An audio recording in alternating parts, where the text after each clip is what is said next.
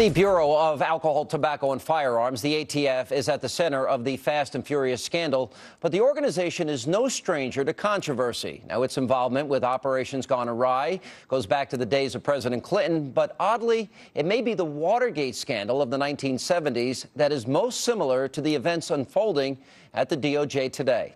I know that all of you join with me in praying for a peaceful and sure and quick conclusion to the events. The ATF was involved in two Clinton-era controversies that have become synonymous with botched operations. The agents involved at Ruby Ridge, in my opinion, should have been immediately terminated. The Ruby Ridge operation pitted the federal government against white separatist Randy Weaver on a remote mountaintop in northern Idaho, where Weaver fled with his family after he was accused of illegally selling shotguns to an undercover ATF agent. It was totally inappropriate conduct by the Alcohol, Tobacco, and Firearms Department. In August of 1992, federal agents laid siege to the Weaver home after a U.S. Marshal doing surveillance on the property was shot and killed in a gun battle that also left Weaver's 14-year-old son dead. Days later, a sharpshooter shot Weaver's wife in the head as she cradled their 11-month-old baby. In the wake of the siege, FBI agents engaged in an illegal cover-up, and the chief of the Violent Crimes Section, E. Michael Cahoe, spent a year in prison for trying to destroy the Bureau's internal report on Ruby Ridge. Less than a year after Ruby Ridge, in April of 1993, came the ATF's raid on the Branch Davidian compound in Waco, Texas, where members of an obscure religious cult led by David Koresh were illegally hoarding firearms and explosives. Allowing the status quo to remain was not going to lead to an ultimate peaceful resolution and eliminate any risk to the safety of the innocent children in the compound, the public at large, or the government agents at the scene. After an hour-long shootout, 4 ATF agents were dead, 15 were wounded, and 6 cult members died as well. A standoff ensued, lasting 51 days until Janet Reno decided it needed to end. The cult members were told that if they refused to come out, tear gas would be inserted into the compound. We have what appears to be a fire going on right now. Both sides blamed the other for the ensuing fire, which took the lives of dozens of Branch Davidians, including many innocent children. There are clearly two diametrically opposed stories about which side caused Monday's inferno that took 86 lives. The FBI insists cult members started the blaze as part of a suicide pact at the direction of David Koresh.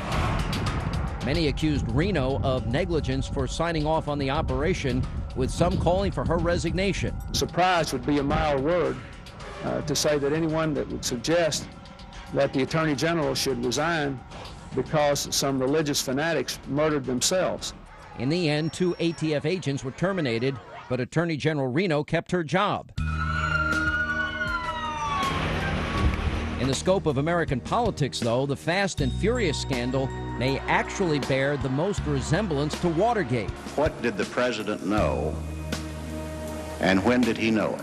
While the Watergate scandal began with a small group inside President Nixon's re-election campaign, it quickly spread through the executive branch up to the president himself. I began by telling the president that there was a cancer growing on the presidency. People have got to know whether or not their president's a crook. Well, I'm not a crook. Congressional hearings have made it clear that the Fast and Furious scandal has spread quickly from the ATF's Phoenix office to the top of the Department of Justice. When did you first know about the program, officially I believe called Fast and Furious? I probably heard about Fast and Furious for the first time over the last few weeks. Their operations, this one has gotten a great deal of publicity. Yeah, they're dead Americans as a result of this failed and reckless program. So I would say that it hasn't gotten enough attention, has it, Mr. Attorney General? It's not necessarily. I mean, there's an investigation that is underway. 19 people involved in the Watergate scandal wound up behind bars, and so far, 12 Justice Department officials have been implicated in the Fast and Furious scandal. It remains to be seen what the consequences will be for their actions. But Watergate may provide guidance for those on the ropes in the Justice Department today.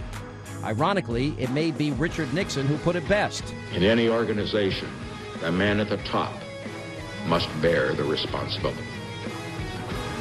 That responsibility, therefore, belongs here, in this office.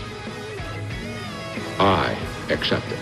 The question now is, will Attorney General Holder heed his warning? And we will be following all the latest developments as this story continues to unfold. We'll bring them to you right here on Hannity. Thank you for being with us, and have a great night.